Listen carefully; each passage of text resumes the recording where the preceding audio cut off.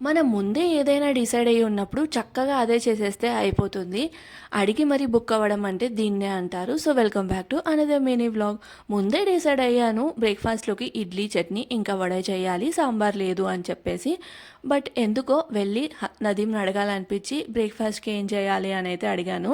So, నేనేం చెప్తే అది చేయాలి అని చెప్పి అన్నీ నాకు తగిన విధంగానే ఇడ్లీ, చట్నీ, వడ అక్కడి వరకు పులి స్టాప్ చెప్పి దాని తర్వాత సింపుల్‌గా సాంబార్ యాడ్ చేశారు.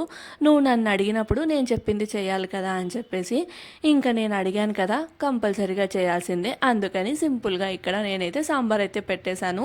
ఎక్కువ వెజిటేబుల్స్ అంతా ఏం లేకోకుండా సింపుల్‌గా సొరకాయ వేసేసి సాంబార్ పెట్టేసి ఇలా బ్రేక్‌ఫాస్ట్ అయితే ప్రిపేర్ చేశాననమాట. ఇడ్లీ, వేడి వేడిగా వడలు, దాంతోపాటు కొబ్బరి చట్నీ, అలానే సొరకాయతో చేసిన సాంబార్. టేస్ట్ మాత్రం సూపర్‌గా ఉంటుంది. మా ఇంట్లో మాత్రం ఎప్పుడు ఈ కాంబినేషన్ అయితే ఉండాల్సిందే. బాయ్.